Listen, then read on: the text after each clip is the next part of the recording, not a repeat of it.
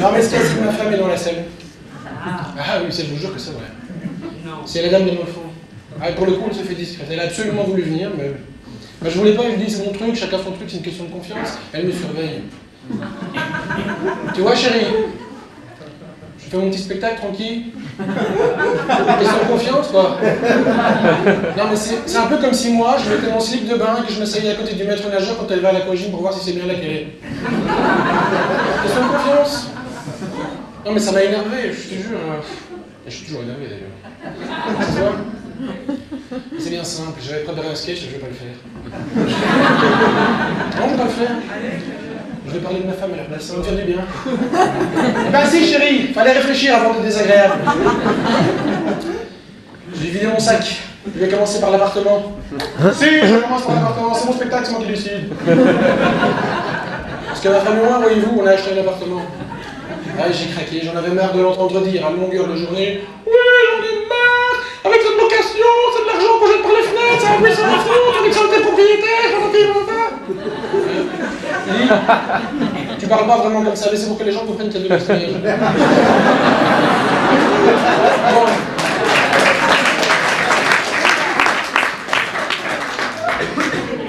Alors évidemment, avec mes royales économies, tu dis chérie, nos royales économies, tu vas vraiment interrompre tous les deux phrases parce qu'on va pas s'en sortir. C'est un peu comme si moi, à l'aquagym, j'interrompais l'exercice à chaque fois que tu plies bien tes jambes. Bah oui, de temps en temps, je vais à l'aquagym, la confiance est confiance. Hein. Donc avec nos royales économies, on a eu droit à un prêt qu'on rembourse sur une période de 30 ans. Et oui, c'est beaucoup. Tu vois chérie, 30 ans, c'est beaucoup. Mais ce qu'il faut savoir, c'est que ma femme et moi, on fait l'amour une dizaine de fois par an. Mais je sais, monsieur, c'est pas beaucoup. Tu vois, chérie, monsieur le dit, c'est pas beaucoup, on a largement fait la moyenne. Quel est le rapport, me direz-vous? 30 ans, 10 fois par an, 30 fois 10, 300. Je me suis dit, quand même, encore 300 fois faire l'amour avant d'avoir remboursé. Oui, mais j'ai pris la chose dans l'autre sens. Je me suis dit, écoute, chérie, viens. Est-ce que tu te rends compte que si, à partir d'aujourd'hui, on baisse tous les jours, dans moins d'un an, on a fini de rembourser l'appartement?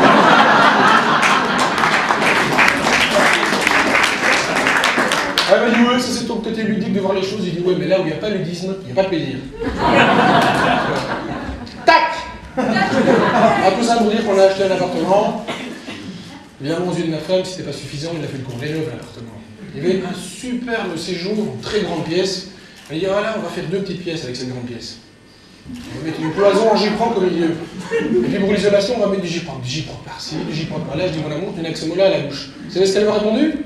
Oui, mais le gyproc c'est net. Oh, je dis, écoute chérie, réfléchis quand même qu'à force de mettre des cloisons partout, on va se retrouver dans une maison close. Bon bref, on a acheté un appartement, on l'a rénové, et je ne sais pas pourquoi, à partir de ce moment-là, quand on est devenu petit à nous, ma femme a commencé à développer une espèce de phobie du cambriolage, à un tel point que j'ai fini par faire appel à un installateur de système d'alarme.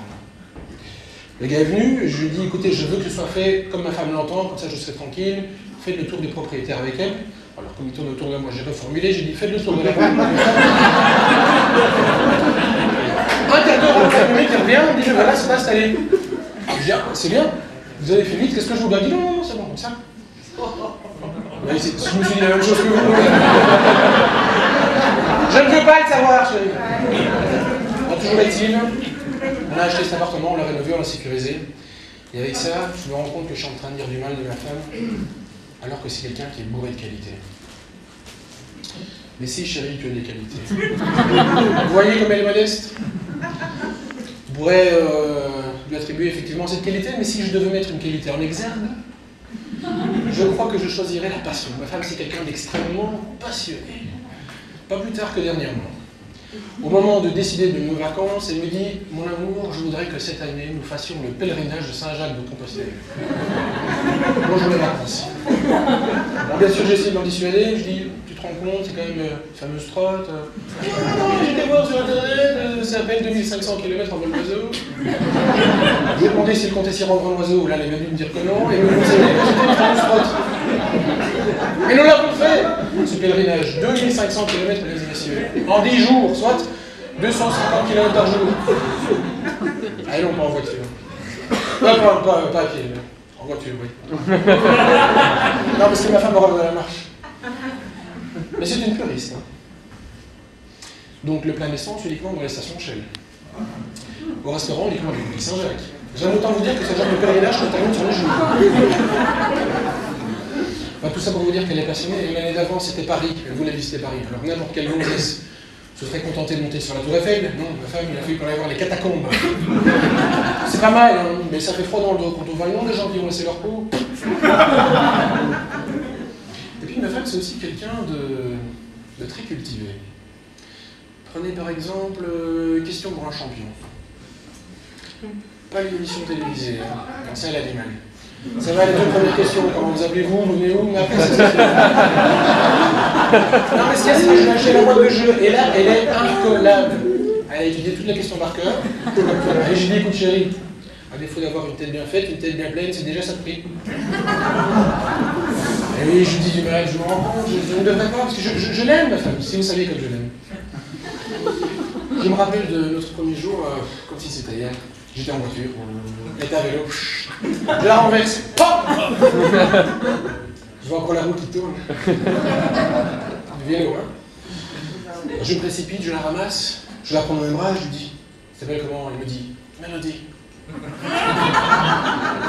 Je lui dis, Mélodie comment? Non, celle-là, elle était déjà prise. C'était Mélodie Van Kranenbroek. J'étais sous le charme.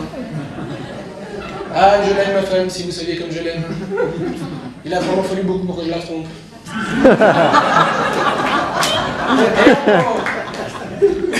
Elle m'a déjà pardonné. À moitié. Faut avouer, à moitié. Pardonné. Bien chérie. Non, mais je cherche encore une solution pour l'autre moitié. Ce qu'il y a, c'est que ma femme, elle est très très très sensible. Tout ce qui est émotion, elle est hémophile. On peut rien, là, c'est dans le sang. Elle a du mal à colmater, en quelque sorte. Moi, ce que j'en pense, c'est que vous dites amour à une femme, elle pense sentiment. Vous dites amour à une femme, elle pense sexe. Et là, elle a raison de nous, on a quand même une bite à la place du cerveau. Alors, j'ai décidé de prendre le problème à bras-le-corps. Je suis allé voir mon toubib. Je lui ai dit, écoutez, je pense doucement à la castration, parce que... Je me dis, c'est quand même radical. Je vous déconseille, parce que certes, vous vous débarrasserez d'un problème, mais vous en aurez d'autres. Quand je ne comprenais pas, il me dit, vous aurez des problèmes de nuque. Alors là, je dis, évidemment, parce que le problème de santé, la santé, c'est un peu... C'est bien simple. Je suis toutes les semaines chez mon toubib. Je suis pas malade, hein, mais j'aime bien vérifier. Pareil qu'en soi, c'est une pathologie. Ça porte un nom, je reviendrai dessus. Soit. La dernière fois, il me dit, c'était il y a 15 jours, vous avez les poumons dans un sale état, monsieur, il faut absolument arrêter de fumer. Vous pensez bien que du jour au lendemain, j'ai stoppé. C'était donc il y a 15 jours, je suis retourné avant-hier faire une radio, et apparemment, il y a déjà une nette amélioration. Je vous assure, il m'a parlé d'une embellie pulmonaire. En même temps, il avait l'air tracassé, donc... Parce que moi, ma phobie, c'est ça, c'est être malade.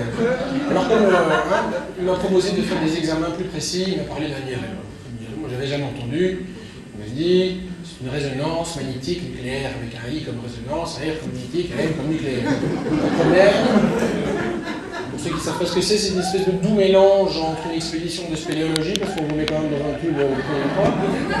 Il vaut mieux pas être claustrophobe. Et une soirée techno, parce qu'on vous met un casque avec des... On n'est pas technophobe. Non, mais moi, le truc qui me fait peur, c'est malade. Mais bon, moi je dis chacun ses phobies. J'ai un ami, il a une peur bleue des chevaux. Il est hypochondriaque. Allez, bonne soirée.